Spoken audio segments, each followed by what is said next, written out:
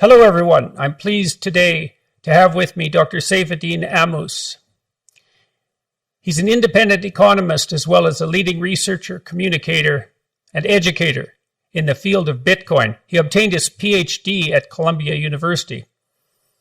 Dr. Saifedean is the author of the Bitcoin Standard, which was published in 2018, and the newly released Fiat Standard. He has advised corporations on Bitcoin strategy, helping many investors perform their due diligence on Bitcoin. Dr. Ammous teaches courses on the economics of Bitcoin and economics in the Austrian school tradition in his online learning platform, Saifedean.com, and also hosts the Bitcoin Standard podcast. Thanks very much for agreeing to talk to me today, and I'm looking forward to learning a lot about things I know very little about today. So, tell us maybe to begin with about your books. Let's start with the Bitcoin Standard and then move to the Fiat Standard. So the Bitcoin Standard. Yeah, well, first of all, thank you very much for having me on. It's a true pleasure to be talking to you. I published the Bitcoin Standard in 2018, and it was a book that tried to explain the economics of Bitcoin, why Bitcoin functions, why it functions the way it does, and what are the implications that you would expect from the continued growth of Bitcoin in the future. And so I analyzed it from the perspective of the Austrian school, relying on the work of economists like Karl Menger and Ludwig von Mises and Murray Rothbard and Joe Salerno and Friedrich Hayek. And I think the key insight that there were several key insights, but one of the most important ones in the book is that Bitcoin is the hardest money that has ever been invented, because we've essentially thrown away the algorithm for making Bitcoin work has been set at producing a certain number of Bitcoin over time that's going to end at 21 million. And there's no way of making more Bitcoins. And I think after 12 years of Bitcoin operating, we can pretty confidently say there's not going to be more than 21 million Bitcoin. And so that makes Bitcoin truly unique as a monetary asset, because it is the hardest monetary asset that we've ever found. Let me ask you a question about that. So, why is it important that limit exists? And what do you mean by hardest currency compared to other currencies? Yeah, so the hardness here refers to the difficulty of making more currency units to add onto the existing supply. And I think this is a big deal. And essentially the first 4 chapters of my book focus on explaining why this is such a big deal. Because if you look historically at money, you find that money has been a contest of survival of the hardest. People are always looking for the hardest money available, and the ones who manage to find the hardest money manage to store their wealth in it successfully, whereas the ones who use an easy money will witness their wealth dissipate. So people will learn, but even if they don't learn, the market will brutally teach them the lesson by discounting and reducing the wealth of the people who put into easy money. So the end result is that more and more wealth will be concentrated in the harder money. And that's why historically, when societies that had harder money came into contact with societies that had easier money, the ones with the hard money were able to essentially buy up a lot of the resources of the easy money societies, because they could continue to make more of their money and therefore devalue the money and increase the supply of it. And there are many examples in my book about this. Seashells and glass beads and limestones all were used as money when industry made them scarce in certain times and places. But then when modern technology came and allowed for an increase in their supply, their value was declining. And then in the 19th century, we see this happen between gold and silver too. The price of gold and silver used to oscillate around 15 ounces of silver per 1 ounce of gold. And in 150 years, it's now somewhere around 100. It's gotten to around 120 recently. So the price of silver has been declining next to gold. And I think that can be explained by the fact that gold is harder. The supply of silver is being increased at a faster rate. And there was utility in the use of silver when money was physical, but then with the creation of essentially financial instruments that were backed by gold, you could use silver, you could use gold payments for small amounts of payments as well as large amounts of payments. So that kind of obsoleted the role of silver. And so everybody went with the harder money, and then the harder money appreciated and the easier money continued to lose its monetary status. Okay, so let me see if I've got this straight. So money is an abstract store of value, and you always wanted to represent value as such. So something like the exchange of labor or the exchange of efficiency, something like that, and you can correct me if I'm wrong there. You have to use something to represent that abstraction. And the problem with that is that there will be people who have control over the representation rather than contributing to the value. And those could be politicians who could print money, or they could be people who find silver or who find gold or who mine it and so forth. So anything that can be produced that's a representation is subject to devaluation if the production becomes more efficient, and anything that's producible like a paper money can be toyed with by those who have control over its distribution. And so your argument essentially, and the Bitcoin argument in general, is, well, here's something that we will never get more of no matter what we do. So I'd like to know why I should believe that. And the next thing I'd like to know about that maybe is, well, why Bitcoin and not 200 alternative cryptocurrencies? Like, so Bitcoin can't be produced, but cryptocurrencies can be. And so why isn't that an indication of the softness of cryptocurrency, Bitcoin included? Yeah, well, these are great questions. So I think initially, yeah, you're absolutely spot on. It's exactly that whatever gets chosen as money, it holds value because it has value on the market. But as soon as it starts getting chosen as money, it gets into what I call the easy money trap, which is the people who can make more of it will try and make more of it. People will find a way and they will make more of it. And so the things that have ended up being used as money were always the thing that resisted that the most, the things that are the hardest. And so gold did an excellent job with that, because gold's chemistry naturally gives it that property, because gold is indestructible. So because we've been accumulating gold production over thousands of years, no matter how much gold we produce this year, it's still going to be a tiny fraction of all of the stuff that we've accumulated over the last 5,000 years. And so every year the gold supply increases by around 1.5%. And that's why it beat everything out. So the hardest thing ends up winning, whether people consciously realize that that is the case, or just because of the realities of supply and demand.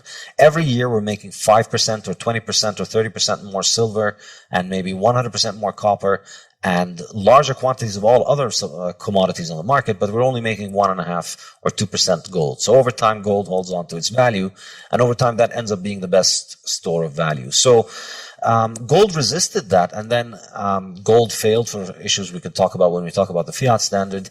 But then Bitcoin offers us this a possibility again, which is that nobody can break this algorithm. And I must say, this is really the reasonable skepticism about Bitcoin is that, it's just a line of code and then anybody can change it. It's a line of code. We can change lines of code all the time. Somebody can get under the hood and change the code. And it takes a lot of time to be able to understand why this is not exactly the case. And I try and make that case in my book extensively in the latter chapters of the book. But if I were to summarize it, I would say this. With Bitcoin, what we had was that the person who created the code, he put it out there. He was anonymous. He worked on it for about a year or two, and then he disappeared, and that was it. There was nobody in charge since then. It's now been more than 10 years that he's been disappeared. And there has not been anybody in charge of the project. And what we've only had are users. So Bitcoin only has users. It doesn't have any admins. There's nobody with a master key. And this is kind of the simple way of thinking about it, which is 10 years of this thing operating without anybody being in charge, and with everybody who tried to change the consensus parameters, the most important parameters of the network, everybody who tried to change these ended up basically failing. And Bitcoin has maintained its consensus parameters to the point where you could run it according to the same code that was available in 2009, and you could still make it interoperable with the current chain. And that's something that is unique about Bitcoin, which is that it is the coin that, I like to call it the Immaculate conception. Somebody made these coins. Anybody could have mined the coins from the first day. They announced the currency and they said, I'm going to start running it on this day, and anybody could have joined. And since then, everybody who got Bitcoin at the market price or because they mined it and expended resources which roughly cost them close to what the market price was. So there are no insiders in Bitcoin. And Bitcoin has operated this way for 12 years now. And this is kind of the sociological explanations for it. Now, to get more technical in terms of the explanations, basically Bitcoin is a distributed network. And so anybody can run the code on their own computer, and the network functions according to the consensus parameters that everybody agrees upon. Okay, so I don't know what those are, the consensus parameters. Can you tell me what those are? What does that mean?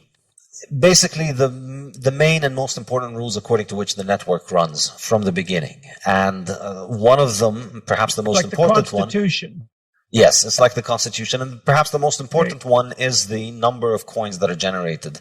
So we have a very strict and clear schedule of how many coins are going to be produced every day, essentially in perpetuity. And if you abide by these consensus rules, then your computer can be in sync with the rest of the network, and you're in consensus with the network, and you can buy and sell coins, and you can transact coins on the network. But if you try and break those consensus parameters, you leave the coin.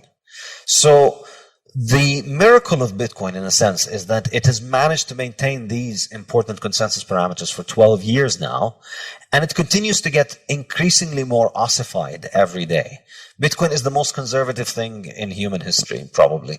There's not going to be, it just continues to get harder and harder to change the constitution of Bitcoin, and nobody's been able to do it in 12 years. So that's kind of the superficial or broad picture explanation of those things. But you could also get into the software itself. It's a distributed network, so everybody needs to be in consensus with the network. And then if you end up breaking the rules, if you end up trying to change the rules, which a lot of people have tried to do, all that you will do is that you will end up with another Bitcoin that is out there competing on the market with the original Bitcoin, but you've got a lot less liquidity and you've got a lot less ability to compete. And we've seen many people try and do that. And all that has happened is that their coins have, continued to change their consensus parameters, because once you break your duck once, then it just becomes much easier to do it. And they devolved into civil strife between participants on the network. And of course, they lost economic value, and the value of the network is essentially dissipated close to zero. So Bitcoin continues to get stronger because it continues to demonstrate that it can do those few very simple technological tasks, and it can do them reliably, and it can do them according to the same rules that it has been doing them for 12 years. That's kind of the value proposition. It's immutable, it's decentralized, and the money supply is fixed. So that's kind of a big deal if you put all of these all together.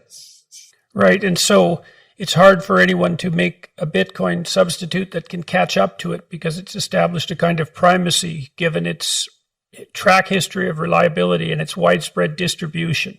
That's part of the argument for its primacy. Yes, but I think it's more than that. It's not just, Coca-Cola and Pepsi catching up to one another, or McDonald's and Burger King. There is a fundamental issue here, which is that what you would want the most in this kind of digital currency, because after all, this is all numbers and ones and zeros, and programmers can change it.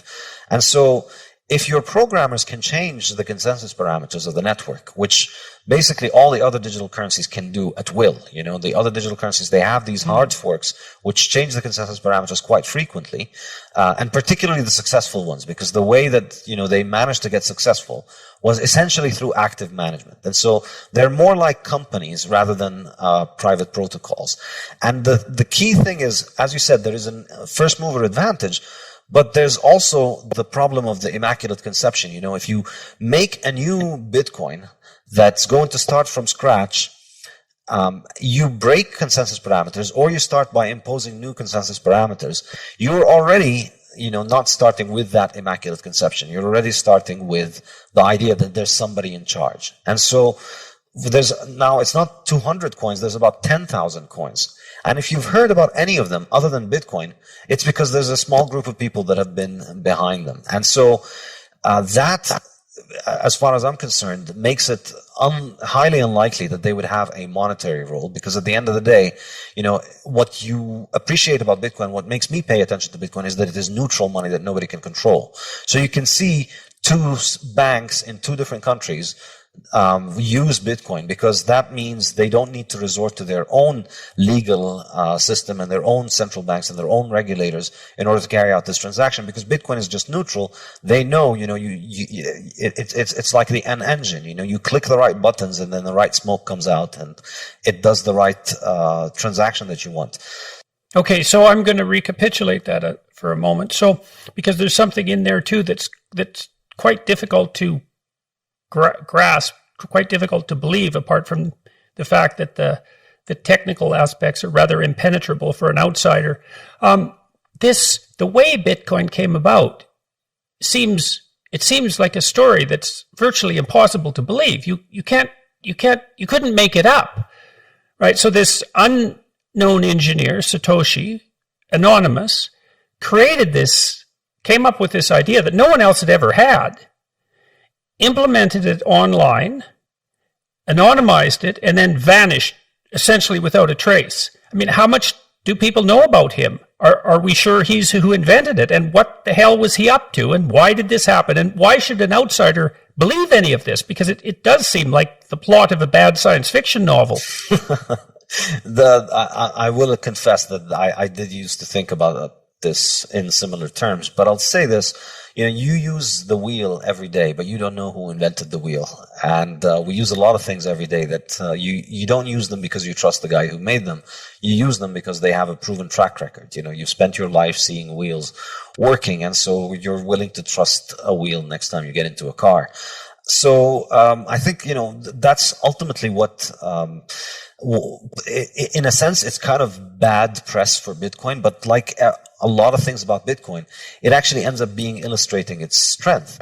Yes, this thing has a story that, a PR person would tell you, just don't bother, start doing something else with your life rather than try and sell this thing.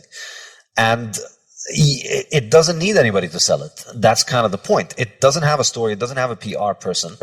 And the fact that it has this kind of ugly story where this person just came in and then disappeared, and who knows what happened? Nobody really knows. Maybe he died. Maybe he has other things to keep him busy. Maybe he's incapacitated in some way. But ultimately, it doesn't matter, because even if he were to come back today, he has no ability to control the network any more than you and I can control it. He can control the code that he runs on his computer. But at this point, the project has worked 10 years without him. So there's no reason why anybody in Bitcoin is going to defer to his judgment if he were to come back. But besides this, I think the key point is that it works regardless of whether this person is part of it or not. Okay, so fair enough. I understand that. So advantages of Bitcoin, you contrast that. Oh yeah, a couple of questions. Advantages of Bitcoin over fiat currency, and that needs to be defined, fiat currency. And then I'm also curious, as an outsider, you're an advocate, I suppose, of the Austrian School of Economics, and there are a variety of economic schools, and maybe you could briefly, for everyone who's listening, outline the competing schools and what the different propositions are and why there are competing schools and why you chose the Austrian school. Okay, I'll say this. I think the main split is between the Austrians and everybody else, as far as I'm concerned, when it comes to the main most important questions, because the Austrians come at the question from a different starting point, which is that value is subjective. Economic value is subjective, and that then leads to a whole different intellectual path with different methodologies and different conclusions from what you get from essentially everybody within the mainstream. And when I say the mainstream, that includes neoclassical economists, Chicago school economists to some extent, Keynesian economists, and all other different flavors, and even Marxist economists. Because on the main and big questions, I think the Austrians stand on a completely different ground, which is value is subjective. So therefore, economic calculation is something that is done at an individual level, and it is something that cannot be done objectively by a centralized authority, which is the kind of physics envy that has plagued mainstream economics throughout the 20th century. So this leads to a difference in methodology, leads to a difference in conclusions, which is if once you understand that value is subjective, you realize the best person who's able to achieve the important values that matter to them is the person themselves, and so you are more likely to be sympathetic to ideas of that give individuals more autonomy over their own life in economic terms. Whereas from the other schools, it's a question of what is the optimum policy and what kind of policy should government be using. So the questioning of the entire premise of the need for economic policy and for the need of economic management by the government is one important difference. So if you're working within the parameters of the Austrian economic school, does that tilt you? So that tilts you more towards appreciation of non-centrally controlled distributed networks and the emphasis on the individual actor. That's Yes, and to the mainstream economists, this is, irredeemably ideological and unscientific. But, to the Austrians... What's the rationale for that, though? Because it seems precisely the opposite. I mean, because it seems to me that that's more grounded in a kind of humility. There's no way of determining once and for all what the best thing is for the most people. So what we should try to do is establish institutions that distribute decision-making in as an uncontrolled manner as possible, I suppose. So that's like in some sense, is that a radically free market approach that is applied to all sorts of institutions? And the fundamental issue there is the decentralization of decision-making power. Absolutely. And this is what, from the mainstream perspective appears to be ridiculous, because in their mind, the job of the economist is to figure out how the government can fix the economy, get rid of unemployment and eliminate wage disparities and get rid of inequality and all these other buzzwords that appear to be, profound economic scientific thinking, when really is just politics masquerading as science. So how would a mainstream economist react to that kind of statement if you were playing devil's advocate to help me understand how they would criticize what they'd say is what they'd say is the Austrian school made important contributions up until the First World War to marginal analysis, but then the field advanced mathematically, with the improvement in mathematical techniques that happened around the world, and with the advancement of computers. There became so much more room for the application of mathematical and quantitative methods into economics, and the Austrian school failed to keep up with that, and so they're still stuck in the past, writing essays, shouting at the clouds, not making much sense. Whereas, the mainstream has moved on to this scientific management, which is, once you scratch under the surface, you realize there's very few differences between modern macroeconomists' scientific management and erstwhile socialist economists and Soviet economists and their conception of central planning. It's, in fact, one interesting anecdote. Paul Samuelson literally wrote the textbook on economics in post-World War II America and the world. And his Principles of Economics textbook, which first came out in the 40s or 50s, I don't remember when was the first edition, and it continued to come out until his death about 10, 15 years ago. Up until the 1989 edition, the book had continuously, when discussing the Soviet economy, the book had continuously said the Soviet economy will likely outperform the U.S. economy, and it will overtake the U.S. economy within the next 2 years. And there's a paper that is done that goes through all of these different editions, and as Samuelson continues to move the goalposts. They were supposed to overtake the U.S. in 68, but then by the 65 edition, they're supposed to take the U.S. in 75 now, and then new edition comes along. And I don't remember the exact dates, but they kept on kicking the can down the road while continuously, not challenging the essential idea, which is that central planning of the economy works, and the Soviet Union is going to do a better job than the U.S. But their defense against central planning of the economy is that it flies in the face of democratic control of society, and we wouldn't want to infringe on people's freedom. So for mainstream economists, The problem with Soviet economic planning was that it necessitated, breaking a few eggs and putting a few million people in gulags. And that's why we don't want it, but it would work and it would give us more GDP. And so this continued to be published in Paul Samuelson's textbooks up until 1989.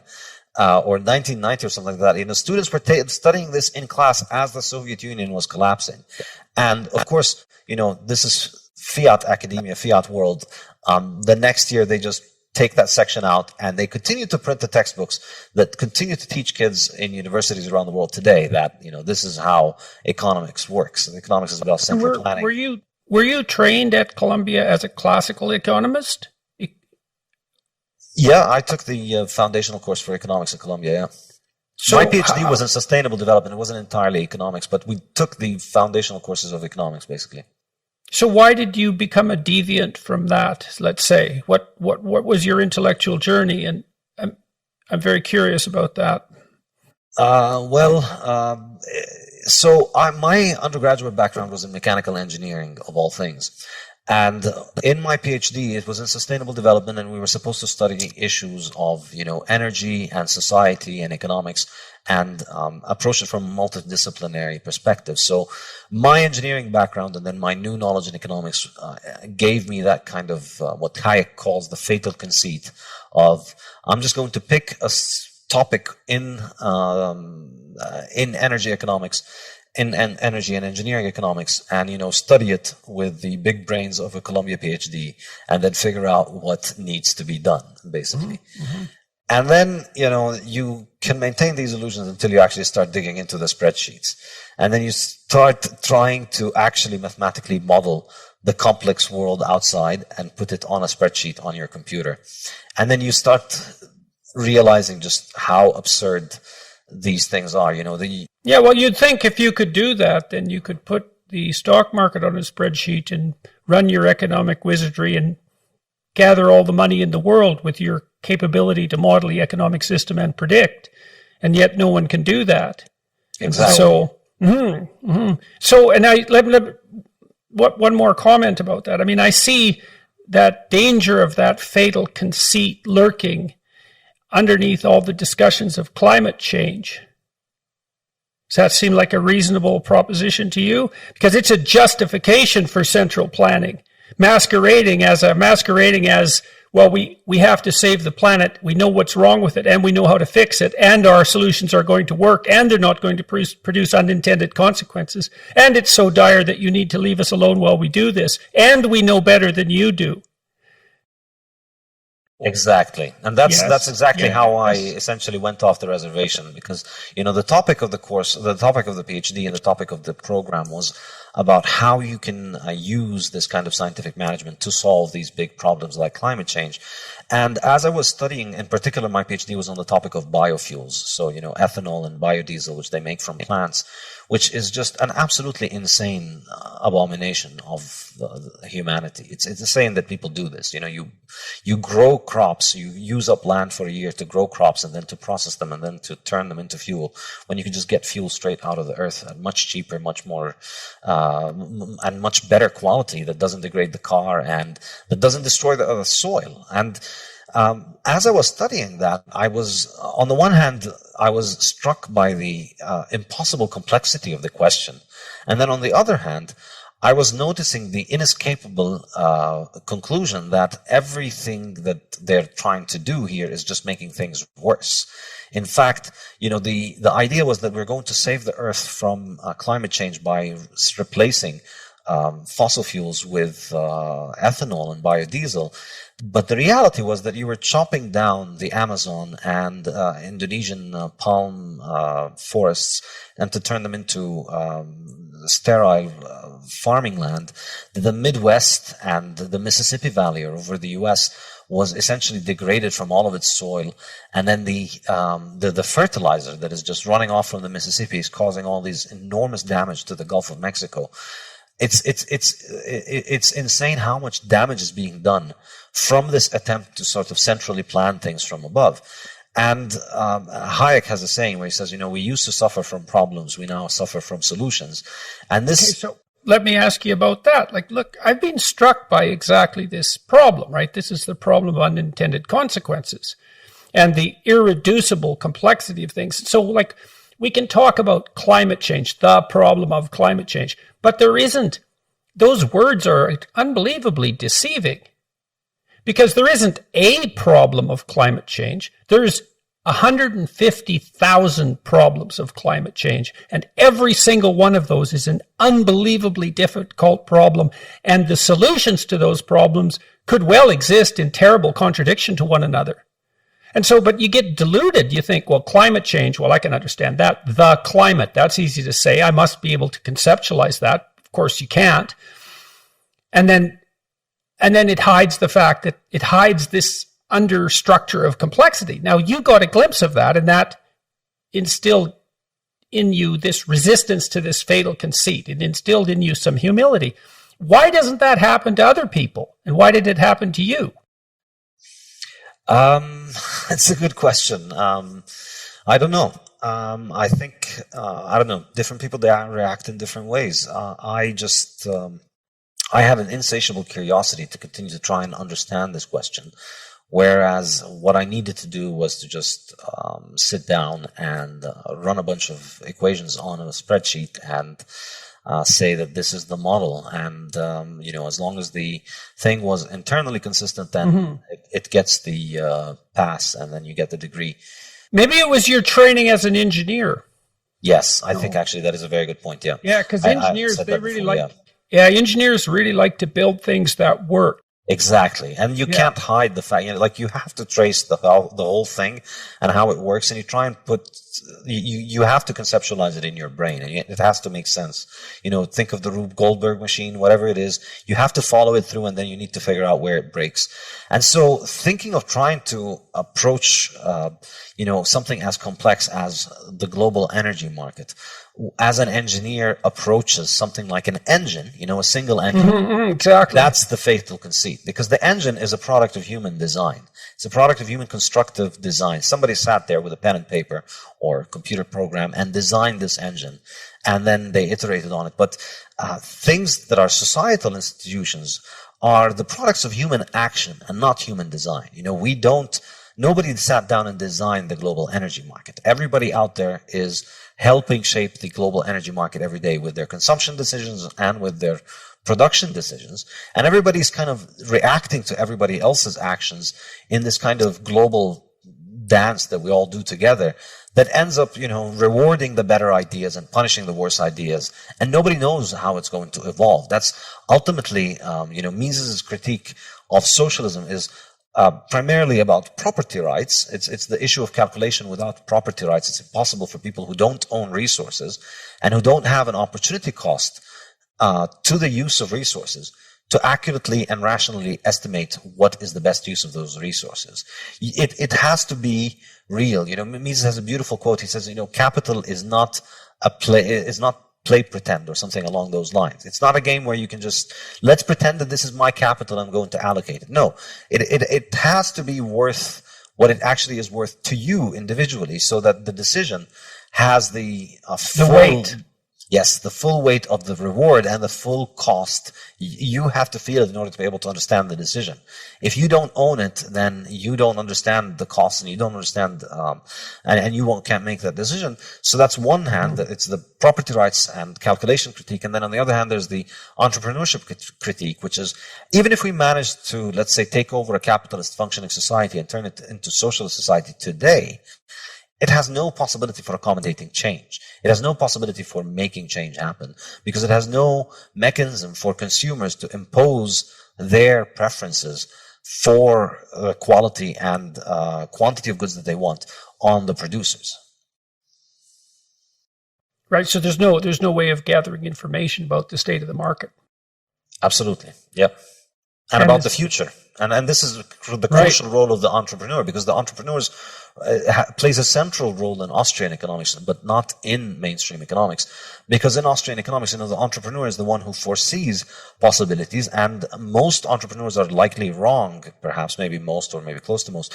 They're wrong about what they foresee in the world, but some of them are the ones who build the tomorrow. Right. Well, and there's a Darwinian issue there too, because look, part of the rationale for evolution, for what would you say, for understanding why the idea of evolution is necessarily true in some sense, is exactly the problem of the complexity of the future. It's unpredictable in principle. You're not going to get smart enough to predict it. That's never going to happen. Maybe that would partly be because if you built a machine that was smart enough to predict it, the existence of a machine that smart would change the way that the future would manifest itself in a way that that machine couldn't predict. And so the way evolution solves that problem is that it produces, it's like there's one mosquito gives rise to 1,000,000 mosquitoes. But every mosquito doesn't produce a successful 1,000,000 offspring. We'd be like knee deep in mosquitoes in no time. Hardly any of those mosquitoes live. And the ones that live vary a little bit from their parents in some unforeseen direction. And if you get enough of that production of unforeseen variants, then some of those unforeseen variants can match the unforeseeable future. And that's exactly how entrepreneurs work, is most entrepreneurs fail. And then when you look at successful entrepreneurs, you see that most of their ideas failed. And so what you do is overproduce and cull. And that's not the same as logical prediction. Now, there is some role that intelligence plays, right? Because by all things considered, you'd hope that more intelligent entrepreneurs, you would predict that more intelligent entrepreneurs have a higher probability of success than less intelligent entrepreneurs. But it isn't necessarily because they're better able to foresee the future. You know, it might be that they're making better rational decisions of the sort of rational decision that intelligence can make. But so it's very interesting to me that you say that the entrepreneurs, in some sense, their function is to keep the system modifying itself to keep up with the transforming present that we call the future. That's the role of the entrepreneur. And even psychologically, that's the case. They're high in openness, and open people psychologically overproduce ideas. They're fascinated by ideas, and they have high verbal fluency. They have high fluency in the ability to generate images. So, for example, someone who's creative, if you say to someone creative, write down as many words as you can that begin with the letter S in 3 minutes.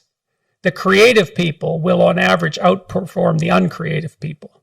That's a consequence of trait openness, and that's a consequence in part of its association with high levels of G, fluid intelligence. So it's just speed in some sense. And there's also the other thing that the creative people do is they'll produce more divergent answers. How many different uses can you think of for a brick? You score that by number of uses generated, but then also by the rarity of the use that's specified. Extra points, so to speak, are given for that. So the way that nature solves the problem of the unpredictability of the future, even within human psychological functioning, is by overproduction and culling, not by rational prediction. Yes, and one saying, I think it's Popper who said this, but it may be apocryphally attributed to him, but it is, to predict the wheel is to invent the wheel. That's, I think, the issue of prediction. To predict the future is to basically try and predict what the future of knowledge is. And we're at the limit of our knowledge right now. So, the invention of the wheel was a new thing. You had to actually invent it in order to be able to predict it, because you didn't even know that it was possible before before it was invented. And this is ultimately where... Right, something new is by definition outside of your domain of knowledge. It might even be outside the axiomatic structure of your domain of knowledge if it's new enough. And so it's unpredictable by definition, or it wouldn't be new. And it doesn't matter, creativity is not, it's not like you can pick the 100 most creative people in the country and then put them in a room and tell them come up with all the creative things. The whole point is that it's a living ecosystem in which the creativity is what makes the new ideas, and these ideas are tested in the real world. They either sink or swim in the real world of the market, and it's specifically their sinking or swimming is what determines their success, because that's all that matters. So you need those people to be out there in every field of life in order to be able to innovate in those fields. You can't just isolate it. And so a system that is built on central planning, and this is one of the critiques that Mises has leveled at socialism exactly a century ago. 1922, he wrote his book, Socialism.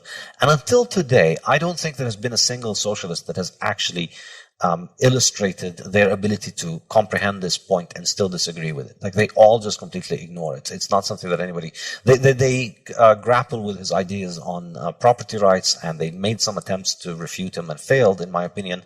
But on the entrepreneurship point, there's almost complete silence, because there's no way that you can square the idea of letting, every workshop worker have the opportunity to create and innovate something new and try it out because they have their own money and then they start their own shop. There's no way that you can square that with having a committee that decides all of these workshops that are doing this in this line of business, all of their capital, all of their work, all of their structure, all of their everything that they do has to be decided by a central authority. Those two things are fundamentally incompatible. So we're still walking through the Bitcoin standard, at least in some sense. Shall we talk more about the Fiat standard, the book that you've just released? And so let's talk, first of all, tell everybody what constitutes a fiat currency and contrast that with Bitcoin and have at her. All right, so let me just conclude with one more thing about Bitcoin Standard and the Austrian school, because I think it's a good recap of everything we've discussed so far, which is that, practically speaking, where the rubber hits the road in terms of the difference between the Austrians and everybody else is in the free market conception of money versus the statist conception of money. This is where, the two worldviews are the most divergent, because from the mainstream perspective, everybody in the mainstream, the money is the creation of the state, and the only question is, what is the state's role in the management of money? But from the Austrian perspective, money is a product of the market, and the state, the money is not the invention of the state, and the state's meddling in money is actually not just irrational in the sense of it can't succeed for all the reasons that socialist central planning cannot succeed. It's also at the root of the cause. It's also the root cause of the majority of economic problems that all economists are concerned with. So once you, and I heard your discussion with Robert Murphy, who did a great job explaining the business cycle. It's the corruption of money that ultimately leads to the business cycle. And up until Bitcoin came about, this was an interesting philosophical discussion and academic discussion. But there were very few Austrian economists, and the majority of everybody just went along with what the mainstream thought. But the absolutely fascinating thing about Bitcoin, one of the many fascinating things about Bitcoin, is that it is a live experiment in this question. Here we go. We have a form of money that is not produced by the state, not regulated by the state, not controlled by the state.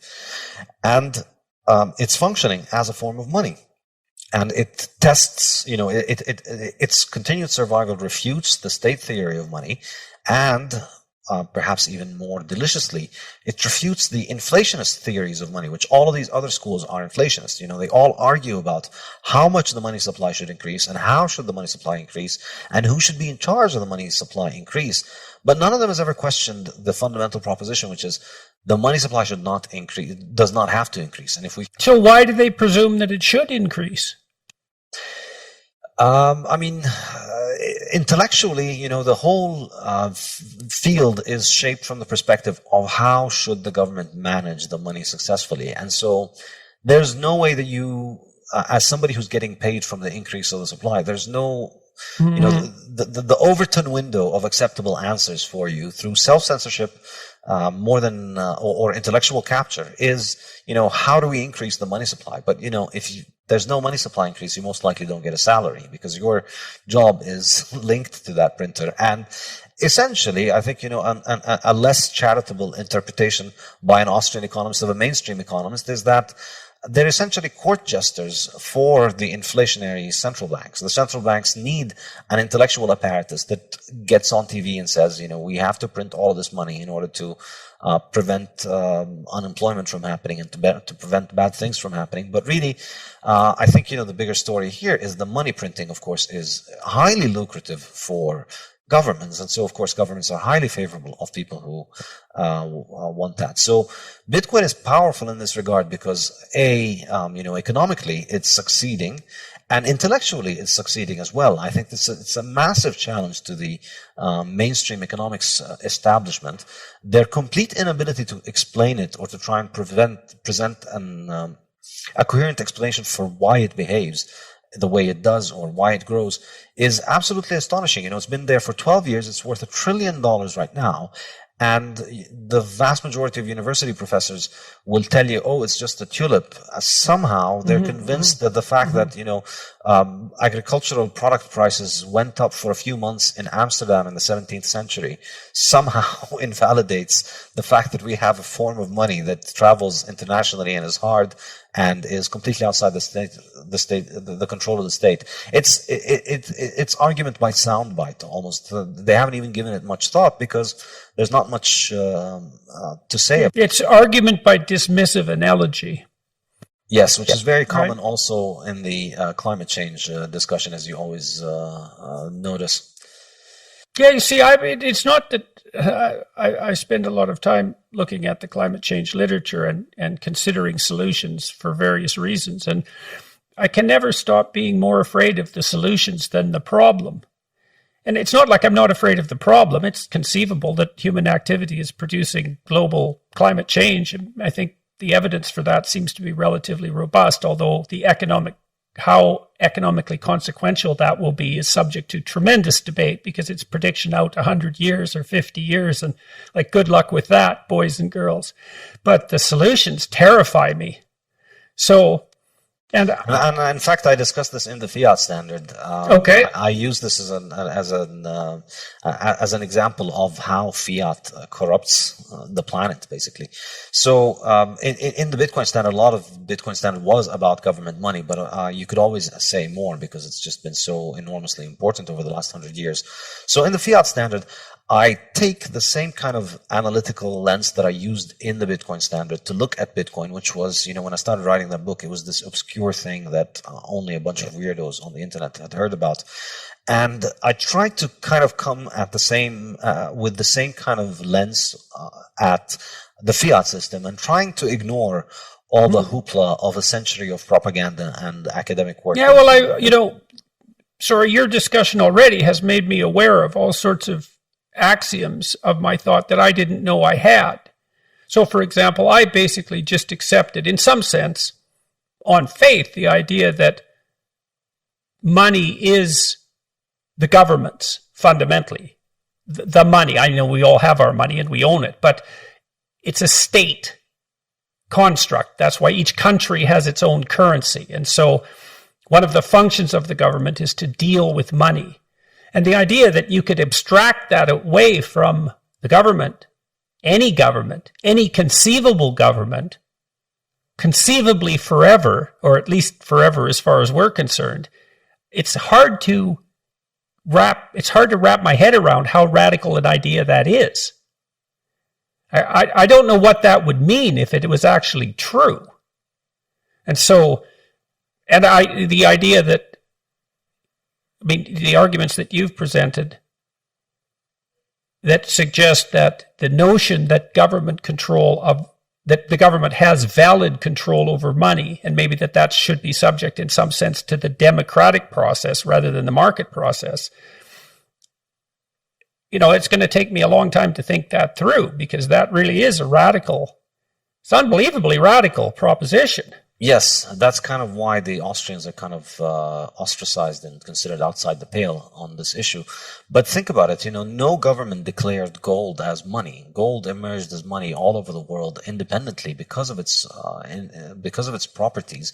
And then governments had to use gold in their own currencies in order to give their currencies value. If you wanted your picture on a coin and you wanted that coin to circulate and for people to hold it and appreciate it, you had to make that coin out of gold. You couldn't just make coins out of anything and give it to people. And when people tried to do that, hilarity and calamity ensued in every case. We have a long history of what happens when governments debase currency. And, it always happens in the same way. They begin by making sound money. They specify the weight and they make it uniform.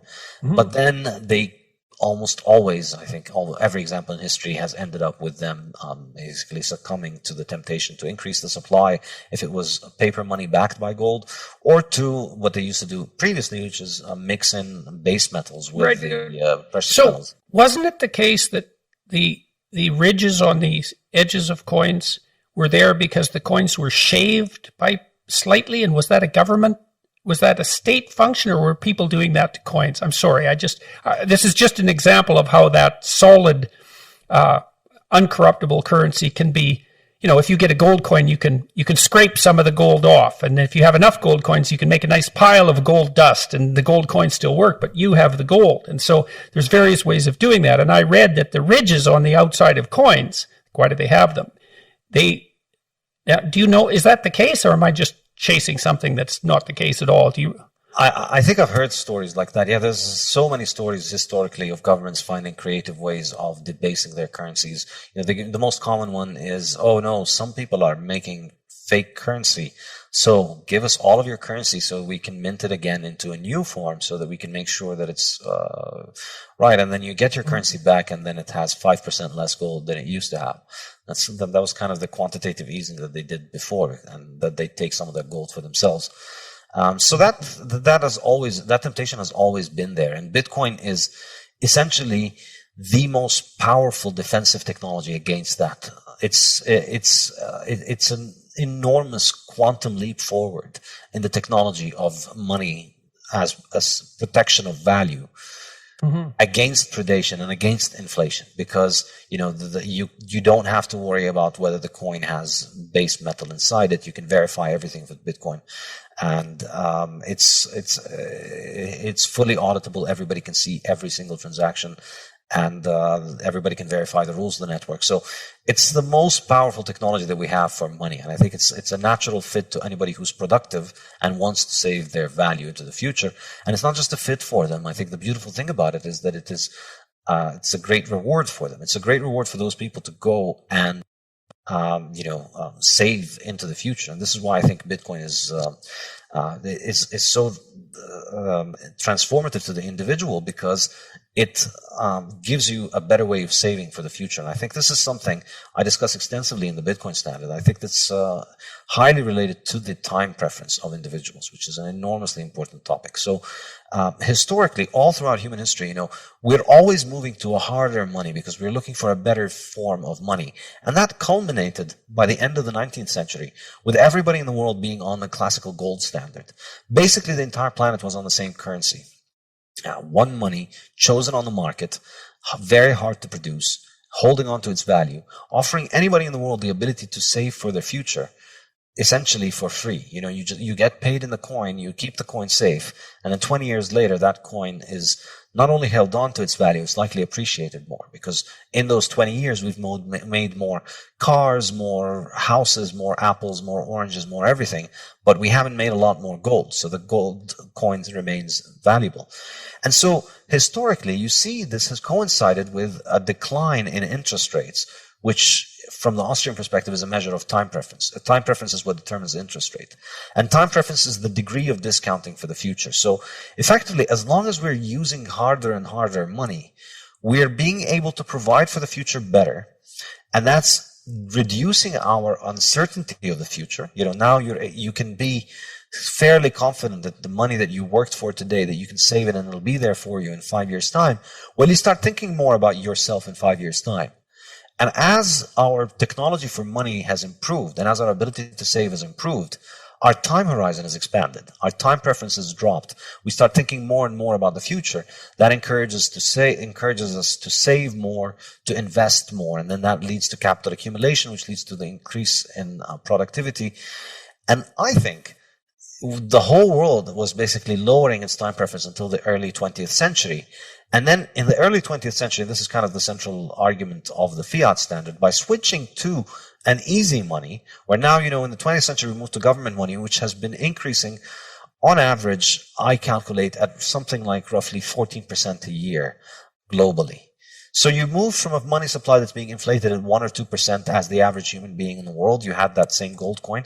Now you're stuck with your government's local scrip that is inflating at, on average, 14%. Some people have witnessed 200% inflation. Okay, so that on average, so you said worldwide, if you just took Western democracies into account, say relatively stable societies with relatively admirable forms of government, what sort of inflation rate are you looking at? Do you know that? Yeah, I've done the numbers in the Fiat standard. Okay. The lowest averages you'll see are in the US, Switzerland, Denmark, and Sweden, and they're about 6 to 7% per year over the last 50, 60 years. So that's really as good as it gets for Fiat as a kind of average. So you're constantly, so you need a return of 6% or 7% just to keep up. Basically, yeah. And 7% is not nothing. 7% means you basically lose half the value stored in 10 years. And that's 7%. That's in the good cases. There are countries that have had an average of 200% because, they had years in which the money supply went up tenfold within 1 year. And that has happened. So you think about the examples of people living in hyperinflationary societies. And I used to live in Lebanon until recently. And you see that when the currency collapses, think about the stories about Weimar Germany or about any Latin American country or Lebanon or Zimbabwe. When you hear about their inflation, the stories are of people that have been reduced to very, very, very short-term thinking.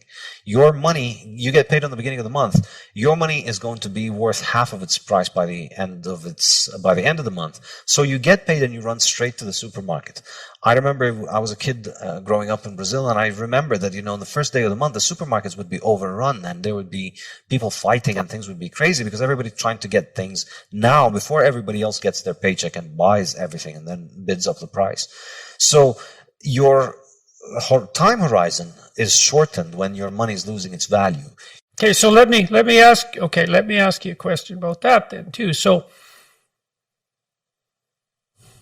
one of the problems that the people who are concerned about the environment and about global warming are trying to solve is they're trying to increase our sense of caring for, let's call it the planet, the environment, right? Global concern. Think globally, act locally.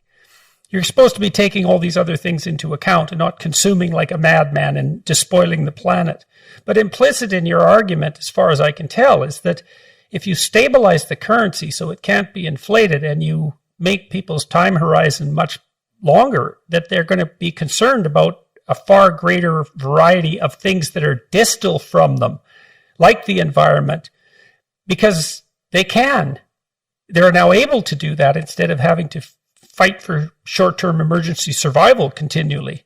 Exactly. That's it. So the more capital you accumulate, the more you can provide for the future, the more you can secure the present and start thinking about the future. And the more you care about the future then, in some sense, or can care about it. And you think about it like the fisherman who's able to move toward building a fishing boat and a fishing rod. They're able to now rest assured that any day they just need a small amount of time to go out and catch the fish. It's not like the days when they had nothing and they had to try and catch them with their hands every day. And so some days you might not be able to even catch anything. So now your survival is more secure. And so you start thinking more about the future. And money is an incredible technology for that, for lowering our time preference. That's kind of one of my central arguments in the Fiat standard, that money is the best mechanism we have for moving value to the future. Because, you could save a fishing boat and you can save something else, but you don't know what's going to happen in the future. And you don't know if you want to move away from where you are.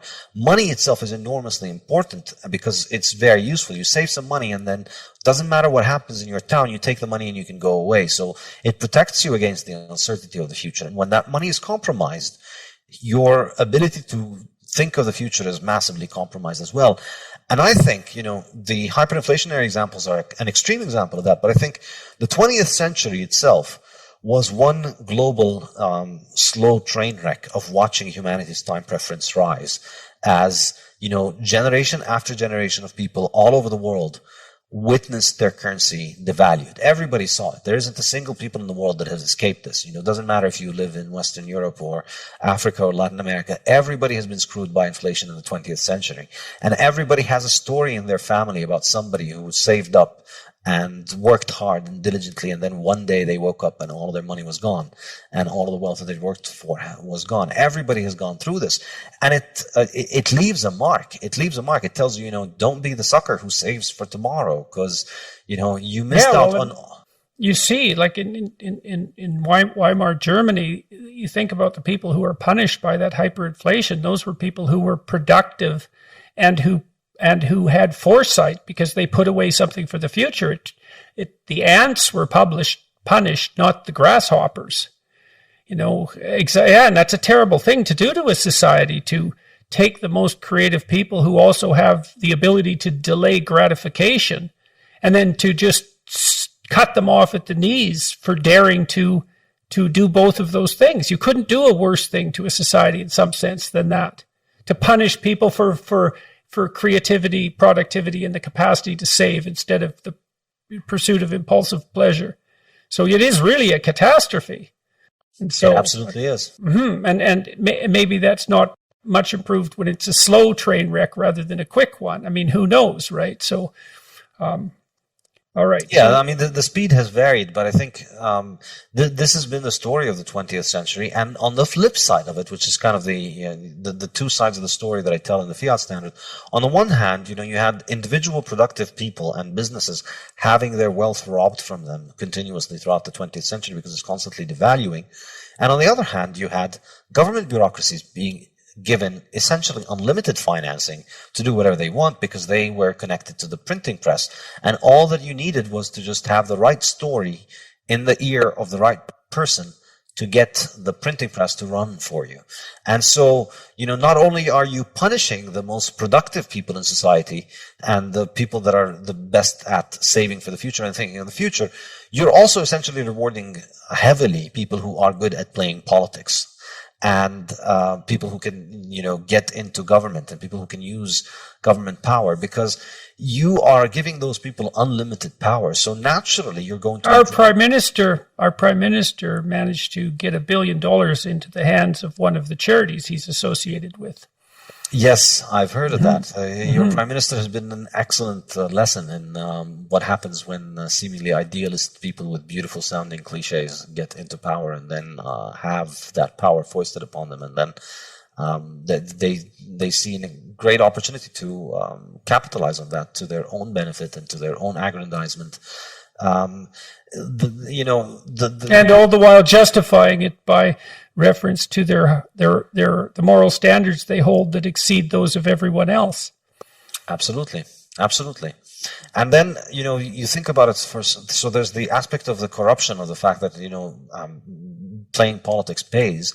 But then there's the other aspect, which, to go back to the energy discussion and the food discussion, which I discussed in the Fiat Standard, these markets then become heavily regulated and influenced by a government that has an infinite printing press, to the point where they've been made almost dysfunctional at this point. So if you think in terms of energy, we've had...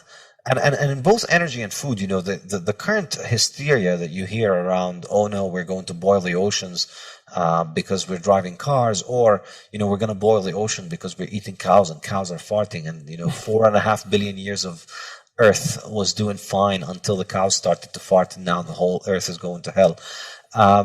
Both of these hysterias, incidentally, have their roots in the inflation of the 1970s.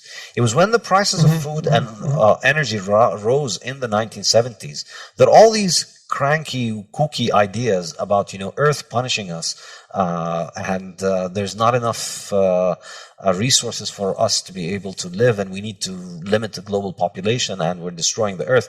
All that stuff started to come about in the 1970s, and it was highly politically conducive.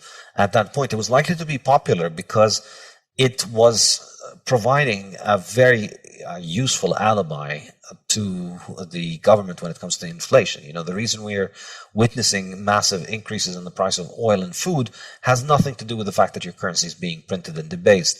It's because we've reached the natural carrying limits of the earth, and we're going to boil the oceans, and we're going to destroy the planet.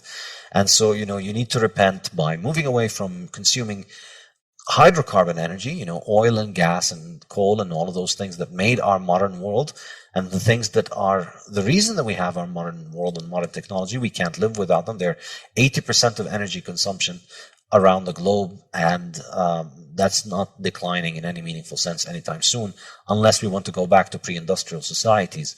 And so, by fiat, we've we fought these energy sources for 50 years and subsidized these feel-good, essentially pre-industrial, unworkable technologies which rely on biomass, so biofuels, that's an example. You're burning plants like your ancestors 500 years ago had to do in order to survive. Or wind, which again, your ancestors could use occasionally, but it didn't build them. It didn't build them Apple computers, and it didn't build the internet. And solar energy, which also we've always used, but again, it won't build you a car. In order to have all of these modern conveniences that we have, we need those energies. And people in the fiat world are completely dissociated from this reality. They almost want to overrule thermodynamics by fiat, that we want to have the same cars, better cars, but we don't want them to run on fuels. We want them to run on wind and solar and all that. And the result of that, I think, when I was doing my PhD, I saw this for the grift that it was, and I was not interested in it intellectually because, who cares? A bunch of people like Al Gore are going to become billionaires from this, but, a lot of hucksters get rich in a lot of ways. No reason to get worked up.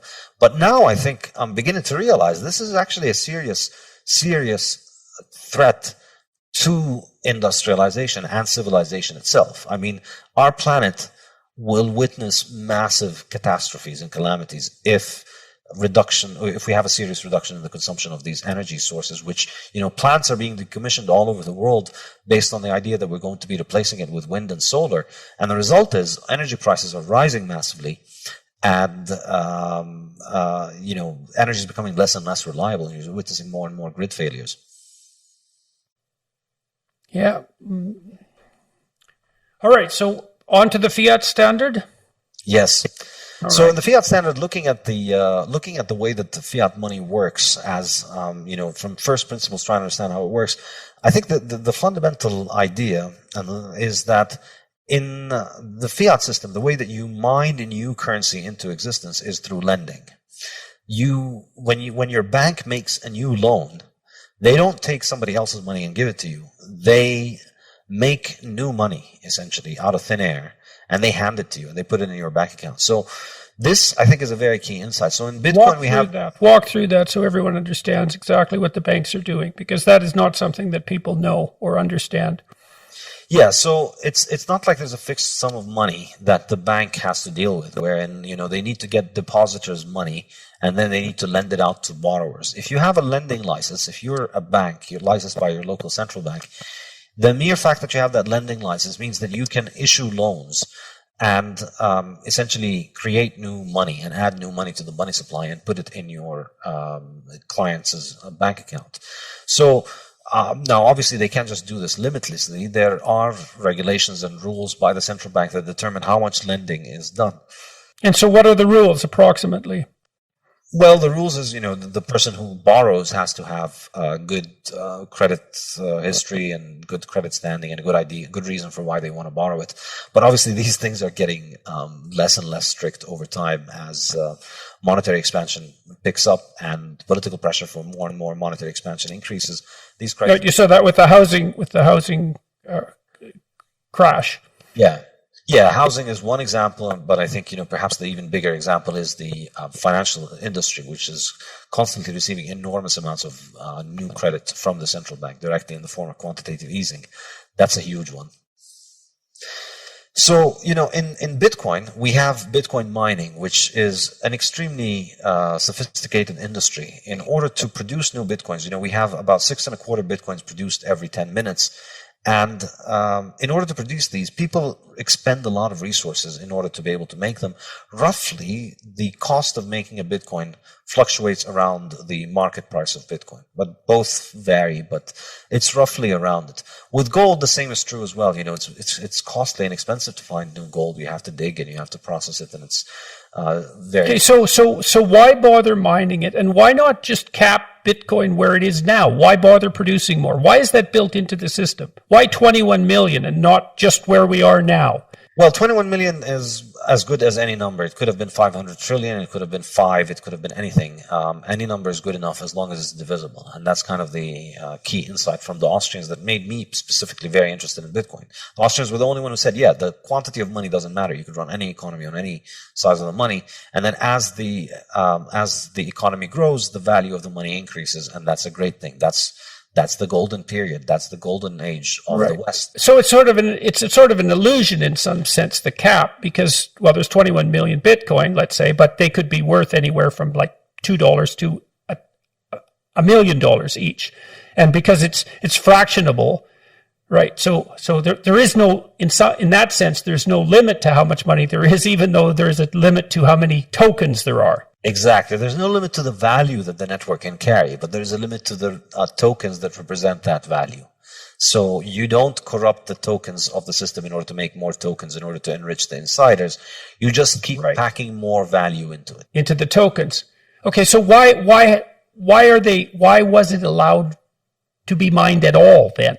So that the distribution of the coins would be a fair distribution, so that anybody could enter into the network and secure coins. Because that, you know, if you just made the first 21 million, you know, who owns them in the first day?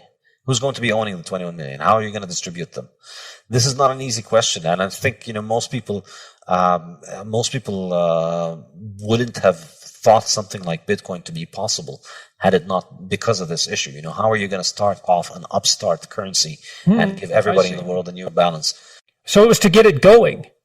Exactly. It's, you know, it's kind of like just for the first 130 years of Bitcoin's history, we're going to need to have mining, but then Bitcoin operates without any more mining. Right. So you need some gold for gold to work. And so you need to have a mechanism for mining the gold. And so this is some mechanism for producing Bitcoin so that there are some Bitcoins so it can work. And they're distributed across the people who have done the mining. And so you already have a bit of an economy there because all those people are vested in it.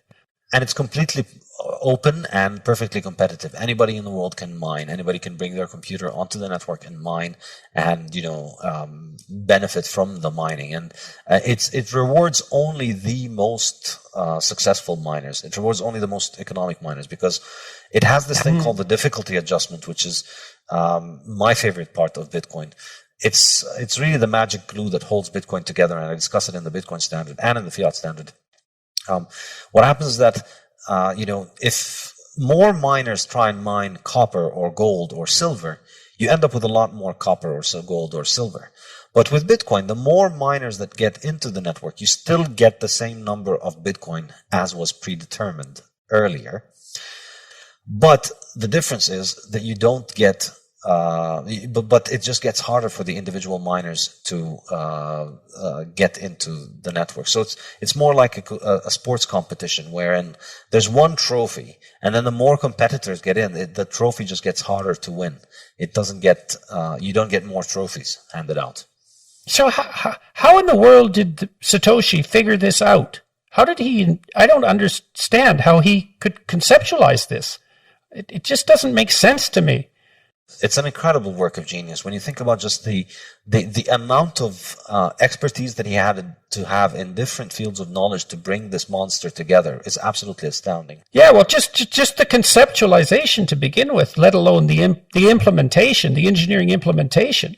To be fair, I mean, it wasn't like he invented this problem. It's a problem that had been around for many decades. People had been trying to build a digital form of money for decades. You know, since the 1970s and 80s and 90s, there have been attempts to do something like this.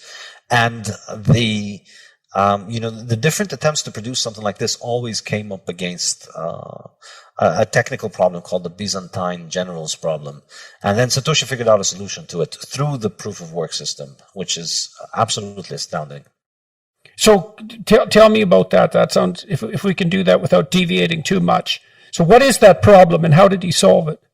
Well, the problem is essentially about how to get all the different nodes on the network to agree on the same version of what's going to happen together. You know, how do they all agree without having a central command authority? That's really the issue. And why was that the Byzantine general's problem? You know, ashamed to say it, but I'm not very much up on my history. I'm not sure where the history of the term comes from. Okay. Well, I won't torture you with that then. But he solved the problem of consensus verification without a central authority. Exactly. And the way to do it was to have this expensive ritual called proof of work being performed before any of the members of the network proposes a block of transactions to be added onto the record of transactions. So Bitcoin is, it's a record of transactions that exists over tens of thousands of computers. And the issue is how do you make sure that people don't put in fake transactions in this record? Well, the way he did it was that anybody anywhere in the world could come in and propose new transactions. But in order to have your transactions added, you must first solve this problem, this mathematical problem, the proof of work mathematical problem. And that's actually expensive to solve. You know, it takes your computer running for many, many hours to be able to try and figure out the solution to those things and, for it to get lucky once every 10 minutes. So you have to spend serious money in order to be able to commit, to make the claim of the new transactions. And so once, it's like, if you just allow everybody to present their record of transactions, then there's no mechanism of coordinating between everybody. Whose record do we pick from all those thousands of people? But if you put, currently, the reward is about 6.5, 7 Bitcoin, so that's about $350,000. The Bitcoin network is giving out $350,000 every 10 minutes. You can have them as long as you provide the proof of work solution, which roughly costs you around $350,000, more or less. So how do we make sure that we can all agree on this? All the members of the network. We don't evaluate any claim for the transactions. We only evaluate the claim that has done the work and that has spent the money. So why would someone make that claim then if it's so difficult? What's the advantage to that? You get $350,000. You get 6 or 7 Bitcoins. And how is that related? That's the mining process. That's the mining. That is the mining process. That is the mine. Okay, good. Okay, exactly. Now I got it. That's the mining process. Exactly. So to mine new Bitcoins, you have to solve that problem. So this is why it's portrayed as mining. It's like those computers are digging in the ground trying to find the solution of the mathematical problem. It costs money to be able to arrive at that solution. On average, around $350,000 currently at current prices. So that's in order to be able to make a claim to get that, your claim doesn't get looked at unless you've solved the problem.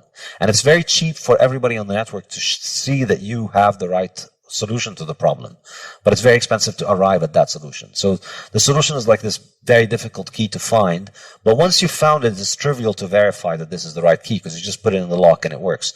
So it's instantaneous and very cheap for members of the network to figure out that this thing is correct.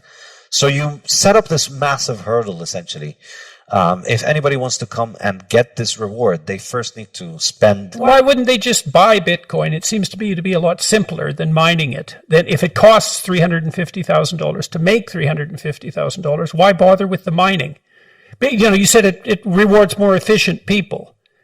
Exactly. The short answer is if you have a way of securing electricity at less than 5 cents per kilowatt hour, then you should get into Bitcoin mining business, which is, lower than most rates everywhere in the world. So if you have a source of energy that is isolated from the grid, or if you have a cheap way of securing energy, then Bitcoin is a great way. Mining Bitcoin is great. But for the most... So does that mean that Bitcoin is a very good way of moving resources from places that can produce electricity very cheaply to other places where electricity is more expensive? Does that actually make the cheap electricity, it makes the cheap electricity much more valuable? Absolutely. This is weird. That's a weird thing. It's very weird, and I think it's going to have a very profound impact on the global energy market, because for the first time in history, we have a way to sell energy that is location independent. So a lot of places in the world have a lot of energy, but it's very expensive to get that to the population centers. So the north of Canada has an... So you don't need wires. Exactly. Jesus, that's weird. That's a really strange thing. Yeah, to get electricity from the north of Ontario to Toronto really needs a lot of wires, or you need to, if it was gas, you need to put it on tankers or on trains or in pipelines. All of that stuff is pretty expensive. But with Bitcoin, you just need an internet connection. You take the Bitcoin miners to where that energy is, and then you can monetize that energy and turn it into Bitcoin. It's magic. So what's the net effect of that on the price of electricity worldwide? Is that deflationary with regards to electricity cost? I think so. I think this is a point that I make in the Fiat standard, which is that we've had Fiat subsidize all these dysfunctional forms of energy over the last 50 years that have led to the grid becoming unreliable. And we have Bitcoin, like the vigilante savior that it is, coming in and providing a global subsidy for anybody who can make electricity at a cheap rate to monetize that. And I think, well, not only at a global subsidy, but so interesting, because not only you could go to where the energy is cheap with virtual certainty that you're going to make more and more money as the value of the Bitcoin increases by investing there, assuming that the value of Bitcoin is going to continually increase, which is a logical presupposition if it's as stable as is claimed, and it's finite in the way that you're describing, and increasingly widely accepted by vast numbers of people. So it's also an investment that's likely to increase in value over time rather than decrease. So it takes some of the uncertainty out of investing in cheap electricity generating processes that are geographically isolated. I just can't believe that's true. It's amazing that I think I must be misunderstanding, because it seems like you can move the value of the electricity magically without any of the problems of transportation. yes, exactly. Wow, that's really something. Okay. And in terms of, think about it in terms of independence, I think the implications are pretty good, because if you have an energy source, it becomes far more sustainable to be able to exploit that energy source if you have a steady way of monetizing it. So I think it can help people get off the grid. It can help people become more independent. You have your own energy sources, and you have your own a monetary system that you use to trade with the rest of the world. And you don't need much of the control of the grid on you, which is getting more and more suffocating every day.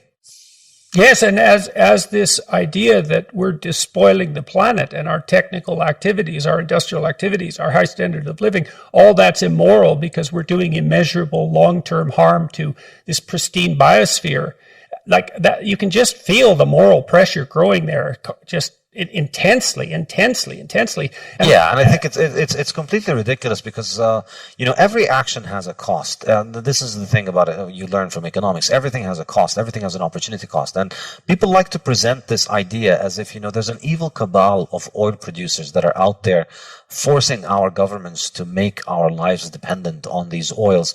And what we need to do is to just have the political will to transition to these more advanced forms of energy that are going to save the planet. And it's just completely ridiculous. Well, people don't understand. Like, people don't understand things as simple as the fact that there's a finite amount of solar energy that falls on a square yard of territory. That at that basic level of physics, it's just, well, the sun is an inexhaustible source of energy. It's like, well, that's true, but practically speaking, that's not exactly the issue. Exactly, because what you need is the power. What you want is to convert that high quantity of energy into high power, which is a lot of energy over a small, short period of time. And to do that, this is really understanding that what humans look for is not energy, because energy is everywhere. There's sun and there's wind and all of that stuff. But being able to channel that in order to use it in high power applications, that's what makes everything that we value possible. That's what makes surviving the winter a breeze for the vast majority of us. This is why we have our modern life. This is why we have transportation, is because we have high power. And the way that we've managed to secure high power, the way that we've built our world, is modern hydrocarbons. And so the thing that people who are afraid of carbon dioxide need to present is, they need to make the case that, stopping hydrocarbons is going to have such a noticeable effect on the climate that it outweighs the benefits of taking humanity back to the 1500s. They're not going to do that, because like you look at how this works out is that, we're trying to calculate the economic consequences of climate change and the economic consequences of our interventions over this has to do with the time preference over, say, 50 to 100 years. But the errors in your measurements and your predictions grow and grow and grow as you move out decades into the future. It's that those justifications will never be forthcoming. They're technically impossible. And so it does go down to basic principles. It's like, do you believe this is a problem that can be solved by intelligent, well-meaning people who are doing central planning? And I've toyed with those ideas and worked on UN committees that are devoted to what are the UN Millennium Goals. And I looked at how that central planning was done, and that's an interesting story in and of itself, because it isn't even cabals of experts. So this committee I was on was composed of ex-presidents and prime ministers and people like that from all over the world. And so you think, well, they have some political and economic expertise. They're putting together the new vision of the UN for the new millennium, let's say. But those aren't the people who are actually making the decisions, because they're completely occupied. They already have lives that are absolutely full. So then the decision-making power falls down the bureaucracy until it lands on the shoulders of someone who has spare time for one reason or another. And they make the decisions in the name of that person. And then all those decisions are aggregated, and there isn't anybody who's in some sense taking central responsibility for that. So the document that I worked on to begin with looked like it was written by people who were stuck in the 1980s. It was all Cold War ideology, essentially, the Northern Hemisphere against the Southern Hemisphere. And so we just stripped all that out. We just took it out. And the reason we were able to get away with that was that we rewrote it. And no one else wanted to rewrite our rewrite. And so it just stuck. And then there was these 200 millennial goals, essentially. And I looked at that and I thought, well, why those goals? And the answer was, well, there was constituencies of interest for each of those goals. And then I thought, well, we need to rank order these, because there's no bloody way we're going to do all 200. And there was no rank ordering. And the reason for that was it would upset all the constituencies. And I thought, well, you get this weird aggregation of things we need to do. And then the impossibility of rank ordering means you don't have a priority. Like, what's the most important, and how do you decide that? Well, that problem just wasn't addressed at all. And so it was an object lesson in how these sorts of things work. It was central planning, but it was so dysfunctional in some way. It's not like, it's partly because there wasn't anyone in the world who had enough intelligence, enough knowledge to make those sorts of decisions. No one exists like that. I'm going to stop with that, but yeah, I think the ultimate issue, I think, in these things, I'd go back to Mises' point, which is that none of these people is making calculations with opportunity cost. That's the great thing about the fiat world, is that everybody has essentially a fake fiat job wherein they get paid regardless of actual results. In the fiat world, results are optional, because your money doesn't come from the customer for many of those people. Their money comes from the money printer, from up above. So it's not about how you serve the customer. It's about whether you do the things that the people providing the funding. Right. So it's dissociated from the actual environment, because the consumer is the actual environment. The consumer is an actual living being. And if you're serving the consumer, then you have nature there as your witness and your judge. And then there can be all sorts of intermediaries between that, which is what you're discussing. And then that moves the producer away from feedback from the consumer. And it corrupts the signal. It corrupts the information signal. Okay. Precisely. And that's kind of the other central point in the fiat standard. So on the one hand, you're robbing people of the purchasing power. On the other hand, you're putting the decisions about people's lives in the hands of people who essentially face no opportunity cost. And they have these jobs regardless of whether they perform them, because they're linked to this magic printer that continues to finance them. So they don't lose their job, and they always can continue to do whatever it is that they're doing, and facing no accountability. And, the impact across life, I think, is enormous. It leads to all kinds of central planning. It leads to And the fundamental problem with this, which you see in the climate change debate and you see it in the coronavirus restrictions and response, is that all of these people don't understand the concept of opportunity cost. The Zoom warrior class, the people whose lives can be conducted from their internet connection, they're just completely blind to the idea that other people need to leave the house and eat. It's astonishing to watch it, because in their mind, you can call for something like, let's lock everybody at home for, a year and a half so that nobody gets sick. Except for being locked at home. Yeah, well, of course, if you don't think about the downsides of thing, then it's a brilliant idea. Everything is great if you just ignore the downsides. And that's essentially what governments can afford to do, because they don't have the market's discipline to essentially correct them. And that's what Bitcoin brings. Well, the discipline is exactly, the lack of discipline is exactly, so we could depersonalize this to some degree and think about it as a technical problem, right?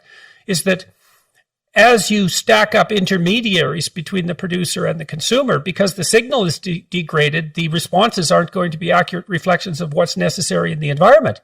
And that's sort of ideologically agnostic.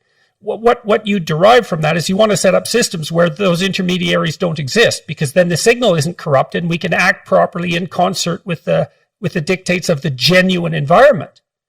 Yes, exactly. And in fact, I begin the second section of my Fiat standard books called Fiat Life. It begins with this idea that all living things face this natural order of the world in which they need to produce more than they consume in order to survive. There's just every cell, every animal, every plant needs to do this. They're constantly working. Or they die. Or they die, exactly. And the only exception to this is essentially the Fiat human. Because they don't need to produce, because they can just live off the money printing that comes from them from above. And so I think we've had an enormous section of the population that is not used to the concept of productive work. It's destroyed the concept of the moral imperative of work as service to others, when you take away the fact that work is also the only way to eat. When work becomes optional, it becomes much easier to philosophize it away and philosophize duty and responsibility away. And that's, I think, what Fiat does. And you combine that with the fact that it raises time preference, because it discourages provision for the future and it discourages people to think a lot of the future. And you can see that a lot of the problems, a lot of the pathologies of the 20th century, I think, have their root in highly inflationary fiat currency. A couple of objections to Bitcoin, let's say. It's not easily usable. Like, I can't just go to the store and buy something with Bitcoin. It's not easy, and I don't see that improving very radically. Now, maybe it's a store of value and there will be systems built on top of it that make those sorts of transactions possible. So, but maybe you could address that. You just brushed over the issue of the multiplicity of cryptocurrencies, but you made a very telling statement there, which is, you said all of them, people have tried to make Bitcoin variants and they all failed. All the other cryptocurrencies are more like companies, and so they have someone centrally involved. And so why are people like Elon Musk, for example, interested in coins like, it's the Dogecoin? Is that do only good everyday coin? Is that it? And it was sort of a parody coin to begin with, as far as my limited understanding enables me to. So Bitcoin isn't that usable. That's a problem. Why shouldn't we just be skeptical of cryptocurrency as such, given the multiplicity of cryptocurrencies? So Yeah, so in terms of the usability, I think the reason that you don't use Bitcoin currently to buy things from your shop is not the technological use issue. It's simply the liquidity issue. It's the fact that for the vast majority of people right now, overall, the money balances over the world, Bitcoin constitutes somewhere in the range of 1% of the world's money balances. So the odds that you are going to be trading with somebody who has enough Bitcoin that they are willing to take the other end of the trade, let's say you want to buy a sandwich, and they're willing to accept some extra Bitcoin to add it onto their balance sheet, is very low because most people have zero Bitcoin and most people haven't heard of Bitcoin. So it's still very early. So that problem is in my mind is just an issue of liquidity. It's not an issue of interface or usership. You don't know how your refrigerator works, your car, a lot of machines, we have no idea how they work, but you know how to operate them. And so Bitcoin is like that. And we saw in El Salvador, now McDonald's and Starbucks are accepting Bitcoin. It's just, there is a very easy way to do it. In El Salvador? In El Salvador, yeah. Why? So it was announced as a national currency, as a legal tender in Salvador. In fact, we're recording just one day after that law went into effect. So now El Salvador has two official currencies, the US dollar and Bitcoin. They used to run on... And why did they do that? It's an interesting move from the president of El Salvador. I think... it's a radical move. It's amazing. I can't believe it. Yeah, one motivation is that a lot of El Salvadorians send remittances back to their country, and there's a lot of money in that, so they could save with it on Bitcoin. And so, right, so that's a place where Bitcoin could really get wide usage. It's a replacement for things like Western Union, and that's a big deal given how much money passes from first world countries to third world countries. It's a huge issue. Yes, and I think still over time, I still think it's going to be a while until the whole world can move on to a Bitcoin-based economy, because it's just, there's $100 trillion of money out there in the world. Bitcoin can't eat all of that in a weekend. No, but it's stunning that it's even 1% of that. I mean, that's unbelievable. That's a huge percentage of it. It's a huge percentage because, the vast majority of that, the vast majority of currencies are under 1%. Bitcoin is bigger than the vast majority of currencies. There's only like maybe 5 or 6 currencies that are bigger than Bitcoin, the big ones, and then all the other ones are just tiny little fractions next to it.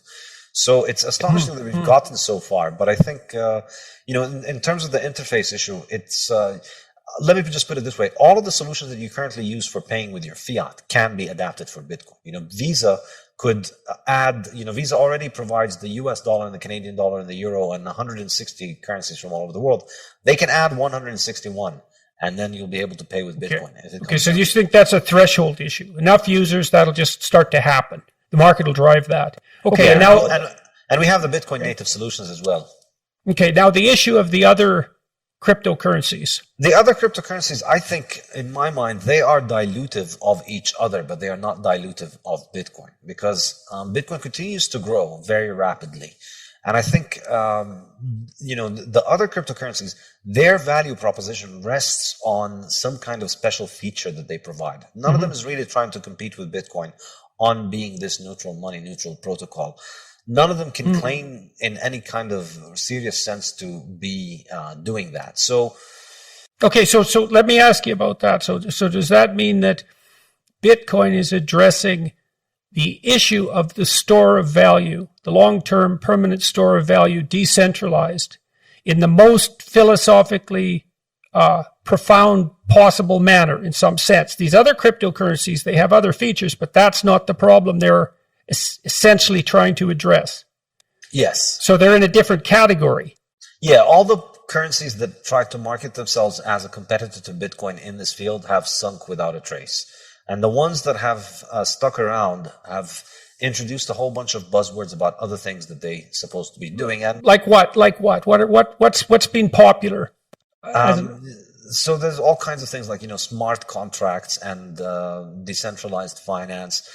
Honestly, if you ask me, none of that stuff has shown any sign of being anything more than basically a pump and dump scheme, wherein people come in and they buy the token.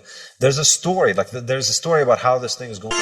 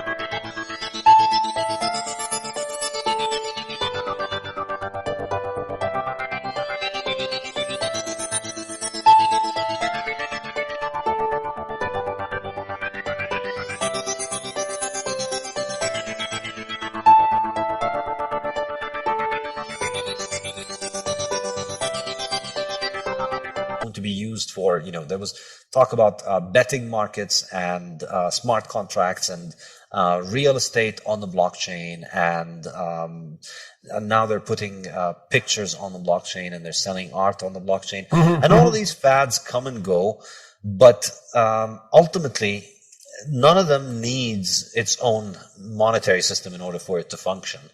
And I think the accurate interpretation here is that these things are just monetary systems that have a side story that they're selling you about what their applications is. But nobody's really buying them in order to buy these applications, because they don't really perform anything that Bitcoin cannot do, or that, any kind of real world use case. It's just people are buying these currencies and they're speculating on the price, and the value of all of these currencies is going up because we're starting from a very small level. However, I think the distinction is that in the long run, these currencies need to continue to invent new stories and to continue to invent new narratives to continue to drive more attention to them.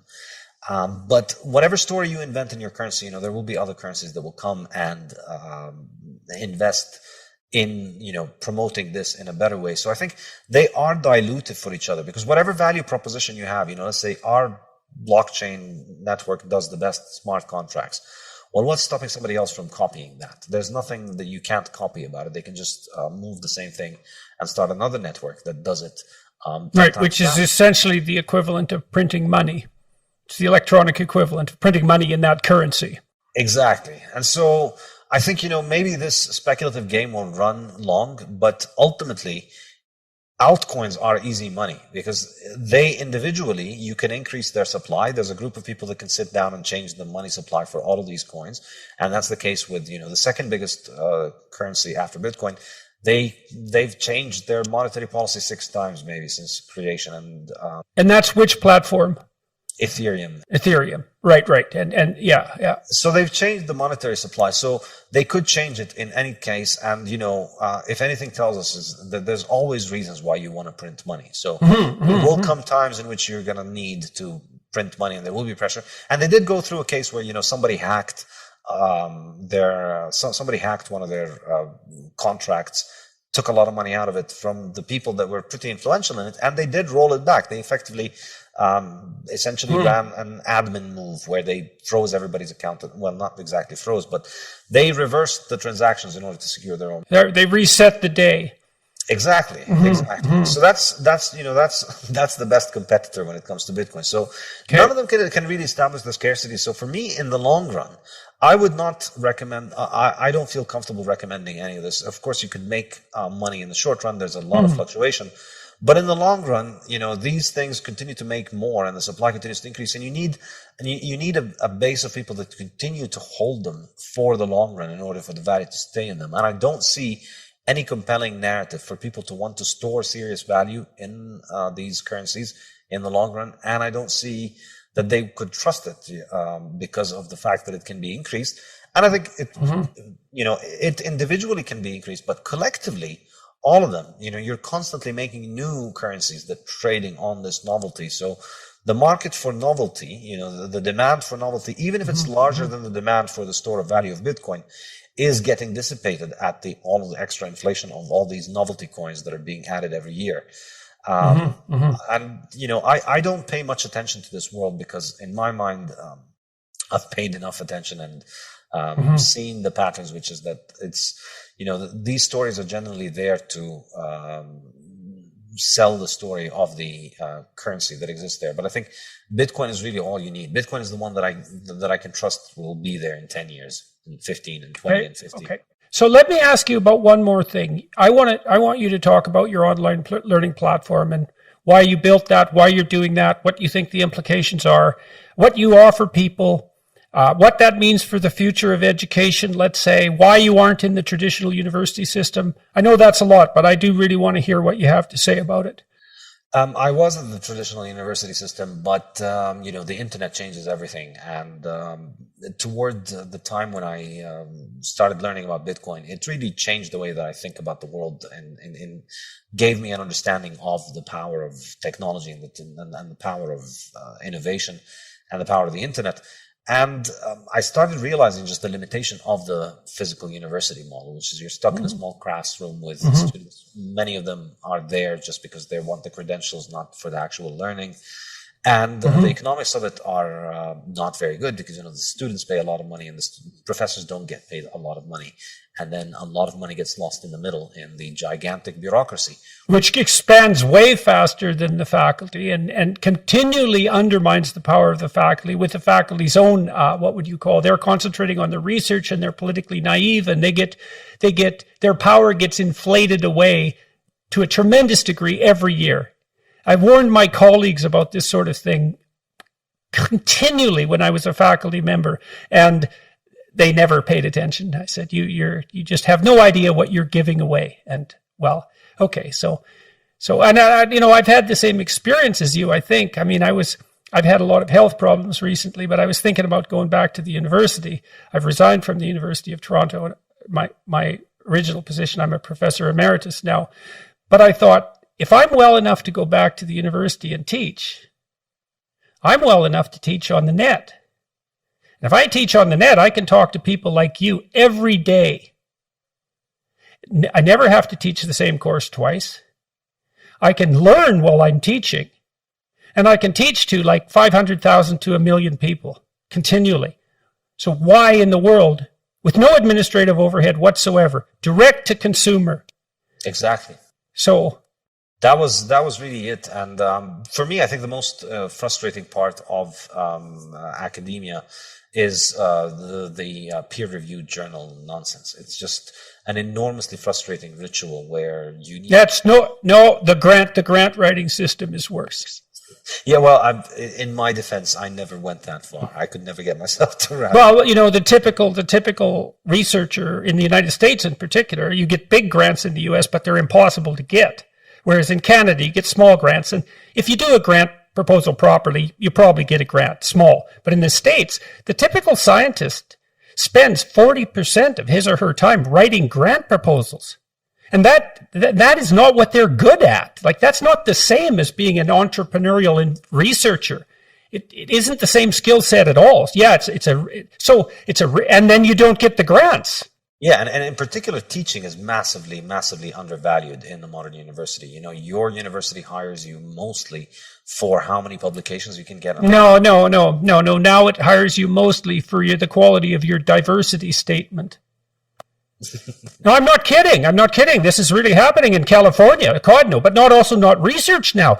It's literally the case that in the UC systems, the diversity statement, which is just something that crept in, say, 5-6 years ago, you have to provide a diversity statement along with your research statement, that has more weight with regards to the hiring procedure than the research history and teaching. Well, it's like, who cares about the damn undergraduates, right? So yeah. Fiat education is another chapter in the Fiat standard where, I take my experience from the university world where essentially, again, it's the same story. The financing doesn't come from the customers, for the students, whether it's at the university or school level, it comes from above. And so the bureaucracy is optimized for sucking more money from above. And it essentially uses the students as the props to do that. In fact, universities get a lot of money, a lot more money from governments, directly or indirectly. Governments subsidize the loans for the students, so even student money is effectively government money. And so they're optimized and focusing on kissing the hand that feeds them, and that's why the university is becoming so politicized. It's also part of Fiat disease. Mm-hmm. It's not the case when it's not how universities functioned under the gold standard. They had far more integrity because the money had integrity, and so the only way that you could get your university to have money was, to teach people useful things so that they would be happy and they would tell their friends to go to that university and they would donate money. But this kind of cycle is breaking now, and that's why we see so many. God, even the Economist, miracle of miracles, has published articles in the last month pointing out that the politicization of the university campus, which is something that I've been observing for like 20 years and have been warning people about, is having these massive downstream consequences throughout society. It's like, and that's definitely the case. And so why is that politicization occurring? So Exactly. And so for me, I wanted to just, it was like, Bitcoin, like Uber, it's a sidestep the entire monster and figure out what is the essence of what it is that I'm good at. I like to teach. I enjoy teaching. So I'm going to build a website, and I'm going to, writing the Bitcoin standard was what allowed me the courage to take this move. And I regret not doing it earlier. But once I had a little bit of a global audience that I could follow, I could teach many more students that I could teach in a physical classroom. Mm-hmm. Were much more interested. And, this is what I learned from Austrian economics. You want to follow the place where you're able to create more value. That's what you need to follow. So people seem to like what I was doing online. And so I thought I'm going to try and figure it out. So how long has this been? Yeah. How long has it been in operation? That's Saifedean.com. Saifedean.com, yes, 2 years now. I've had it running for, just turned 2 years, a couple of weeks ago. I didn't make a big deal about it. Well, congratulations. So tell me, like, what size audience are you serving? How is it growing? What have you learned? How are you generating revenue? The first couple of years I've focused on building rather than getting a bigger audience. I've made it a little bit more, it's mainly focused on, my audience on Twitter. They're the ones who sign up. I haven't promoted it widely. I haven't done any advertisement. I haven't raised funds. I've been focused for the first couple of years on just learning how to do the courses online and to putting the courses online and focusing on the topic itself, how to make an actual online course, rather than marketing this and growing it, and also writing my 2 books. So it's like the platform for me to intellectually stimulate myself and discuss things with students as I write the book. It was enormously valuable for me to writing the book. And it's, I remember in the university, the teaching process is something that gives you the ideas for writing. And I wanted to make sure that I had that as I left the university. I didn't want to just write. I wanted to have seminars where I discuss things. So I have 2 live seminars every week.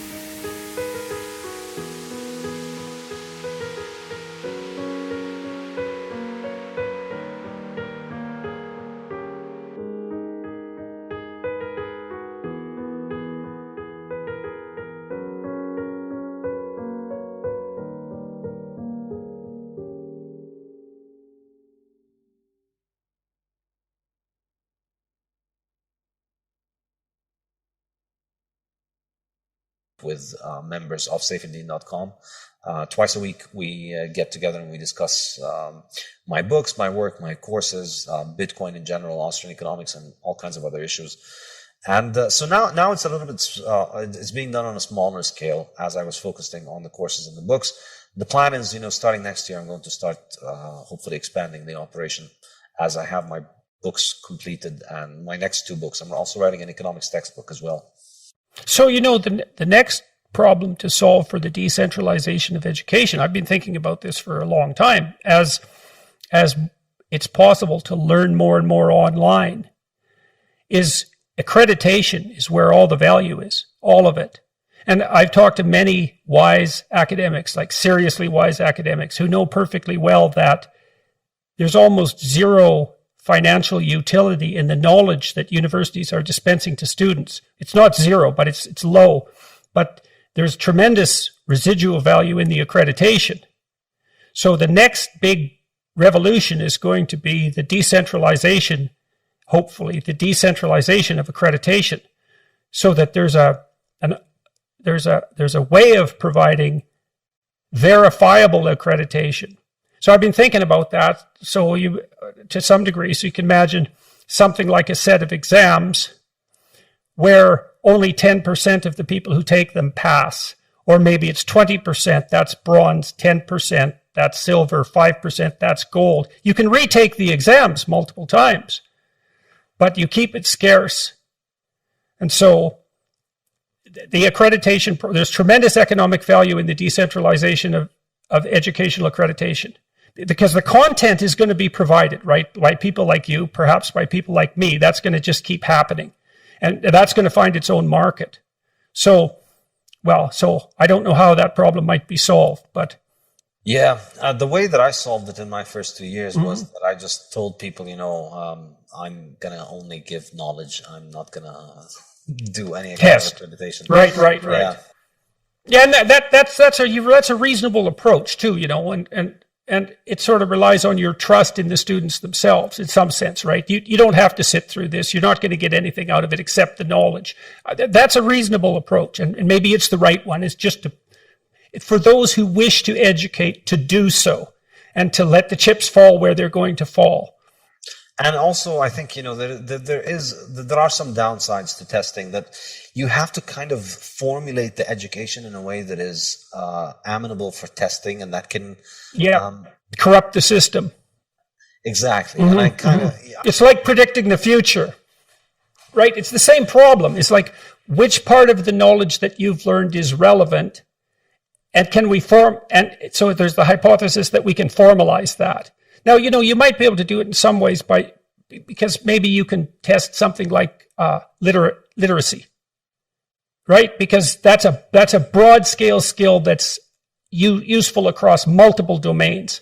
And so maybe there's a role there for testing to specify level of skill.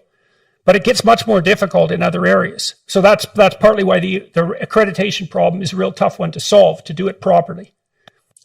I don't know. I go back and forth on whether accreditation really is such a big deal, or whether the whole issue of accreditation is going to be devalued over time. Because in a sense, I can see how it was valuable in the pre-internet world, where, going to a university and spending 4 years taking courses with the experts on a topic next to a physical library that actually contained the books on the topic was basically the only way that you could establish confidence in the topic. And getting a degree that you've ticked all of the boxes was a very reliable signal that you did do that. But now, the knowledge is all out there, and the people looking to hire you are becoming increasingly practical and increasingly specialized about what they're looking for. It's not that big of a deal whether you have a degree in all those fascinating topics that you learned about. Can you build a mousetrap that catches mice? Right, exactly. So that might mean that the accreditation problem is actually downloaded to the people who consume the students, so to speak, right? So, and that's the people who are doing the hiring. I mean, the hiring people have a tough job, and they were using accreditation as a shortcut to doing their job properly, relying on the institutional validity of the universities to select the proper students. And universities were basically doing that on the basis of making it difficult to get into the universities, and by proxy selecting people who had high levels of fluid intelligence. So basically, and it's becoming less and less valuable as a signal as knowledge becomes available everywhere. You don't need to go to a physical library, and you don't need to be next to the professor. You can download the lectures online, and you can discuss things with students online. You can recreate the entire university experience online, basically. Now, is it as fun as going onto a campus? Well, no, but when you think about the difference in costs, you could learn an entire undergraduate degree for a couple of $100 online. Think about all the extra money that you save and all the extra time that you save, and then think about how much fun you could have with that. That's when it becomes a fair comparison, I think. Well, look, that was great. I learned a tremendous amount. You really made me think. You cleared up a lot of the questions I had about cryptocurrency and about Bitcoin. I understand how it functions better. Some of it was absolutely fascinating, like that idea that you can monetize energy production in areas that wouldn't be able to ship the electricity to market. That's absolutely mind-boggling. It'll take me like 5 years to think that through. And it seems to completely contradict the idea that Bitcoin is a waste of the world's resources, right? It's a complete opposite if this monetization idea is actually true. So that's really, really, really interesting. So yeah, that was great. I'd like to talk to you again at some point. So we'll see how people respond to this and what sort of questions they have and what sort of things they might like us to discuss. But I really enjoyed the conversation. So thanks a lot for all that. And good luck with your book, your new book. So that new book, so everyone remembers, the two books are the Bitcoin Standard and the Fiat Standard. And you're going to learn a lot by reading those books, an awful lot. Oh, I learned a lot about the Austrian School of Economics too, and about its fundamental philosophical differences, and that was really useful to me as well. So lots of pieces fell into place.